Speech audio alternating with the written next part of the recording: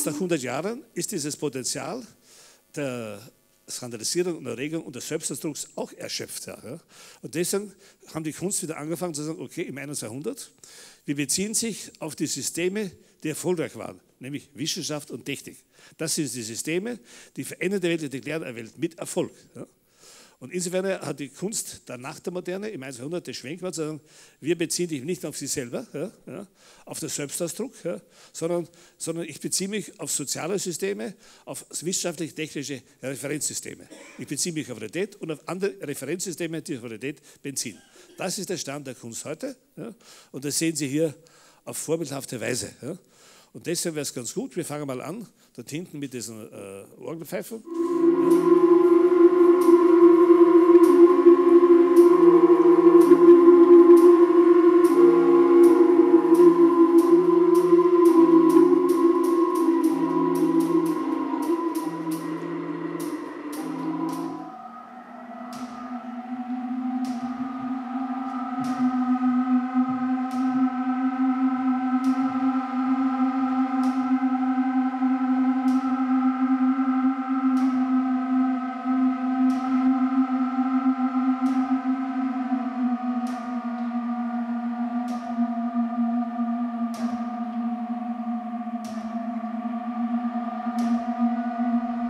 Ja, es gibt eigentlich zwei Besonderheiten bei Aura Calculata.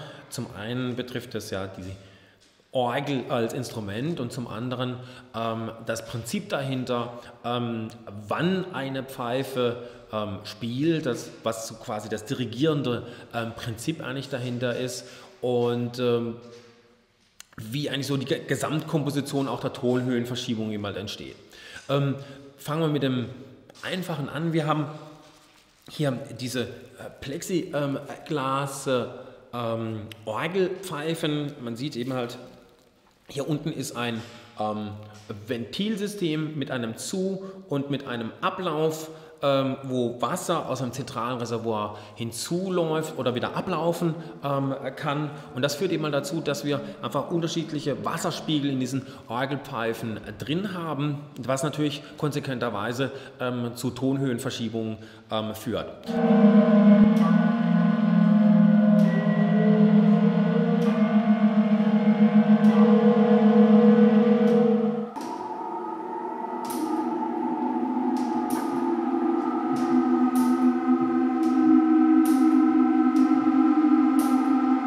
Das Projekt, was Herr Tim Otto Roth in die Welt setzt, für uns als Orgelbauer natürlich hochspannend. Es geht ja um Klang und mal Pfeifen in einer ganz anderen Konstellation wie in einer traditionellen Kirchenorgel oder Drehorgel zu hören, sondern in einem Art Kunstprojekt. Und wir sind ja für diesen Pfeifenteil, für den klanglichen Teil zuständig.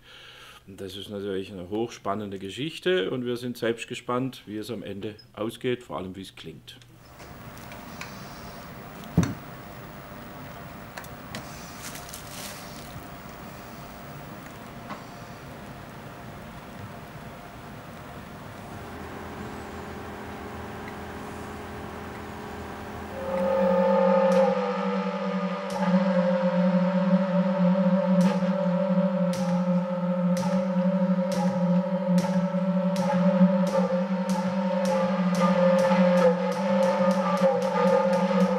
Es gab dann bei der, wir sagen Intonation, Klanggebung gleich Intonation, habe ich in den zur Verfügung stehenden Parametern unterschiedliche Töne ausprobiert.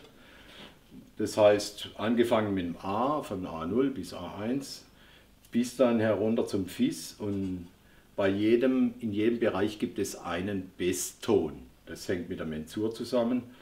Nur bei Fis konnte man dann zwei Basstöne feststellen, und das ist dann auch für mich als Orgelbauer war das eine neue Erfahrung. Wie kann eine Pfeife in zwei unterschiedlichen Tonhöhen einen perfekten Ton geben? Und so ist das natürlich eine spannende Aufgabe, auch was klangliche Qualität angeht, für uns das so auszuführen.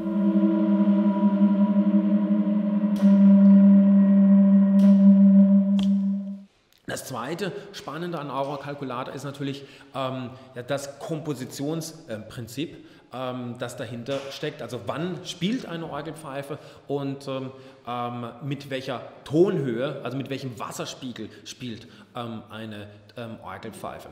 Das Ganze fängt im Endeffekt so an,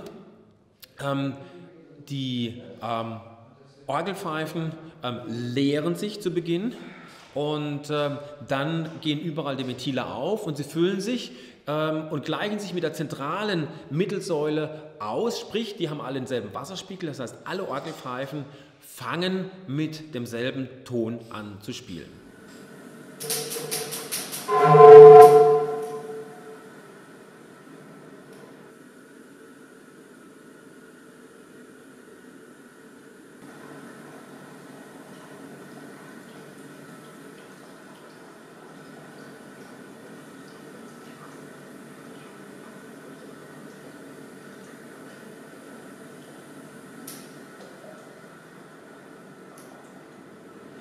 Wann spielt jetzt nun eine Orgelpfeife? Und das hängt davon ab, von den Spielaktivitäten der Nachbarorgelpfeifen.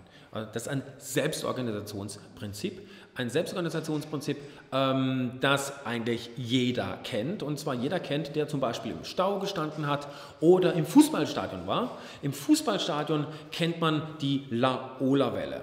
Und die Laola-Welle ist eigentlich ein sehr einfaches Beispiel von einem Selbstorganisationsprinzip.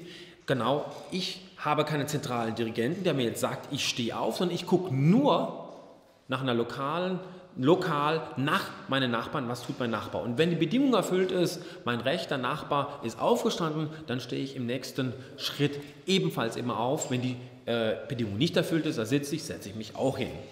Genau, wenn man jetzt anfängt, geringfügig mit dieser einfachen Regel zu spielen und zum Beispiel, ich nehme die Richtung raus und sage, aha, ich stehe genau dann auf, wenn mein linker oder rechter Nachbar aufgestanden ist, dann wird es spannend, weil dann bekomme ich Muster rein, die ganz was anderes immer damit zu tun haben, als einfach nur so eine ringförmige einfach Welle. Und jeder kennt das, wenn er einfach im Stau steht, was es bedeutet, Selbstorganisation, einfach diese für eine äußerlich gesehen willkürlichen Verdichtungen und Entzerrungen, wenn man mit dem Auto im Stau steht. Und genau nach so einem Prinzip funktioniert Aura Calculata. Die Pfeifen gehen an nach einer Regel, die wir vorher auch hier in einer separaten Lichtsäule, da sieht man, kann man sie verfolgen, diese Regel, wie sie funktioniert. Es ist eine faszinierende Regel, weil man zum Beispiel damit Muster modellieren kann, wie zum Beispiel bei einer pazifischen Schnecke, die so ein schönes Dreiecksmuster auf ihrer Außenseite eben halt gezeichnet hat. Was man jetzt eben noch beobachtet ist, aha, bei den Orgelpfeifen verändern sich peu à peu die Wasserspiegel. Damit verändert sich auch eben mal die Tonhöhe. Das heißt, atmosphärisch passiert Folgendes.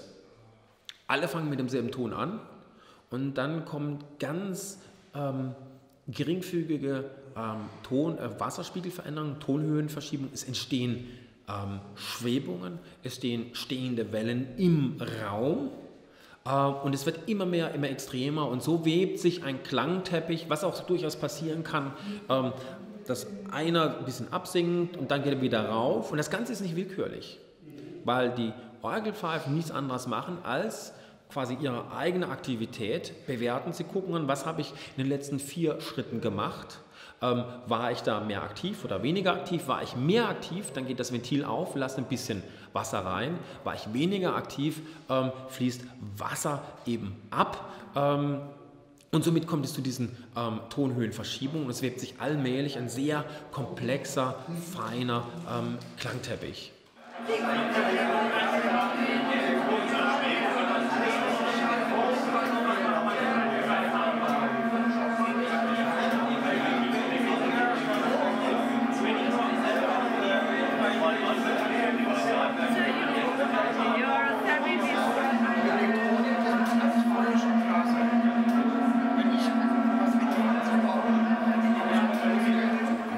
Also sie komponieren plötzlich nicht mehr nach temporalen Parametern wie Intervalltheorie, sondern nach, wie man sagt, Spatium, Raum, nach spatialen Parametern. Ne?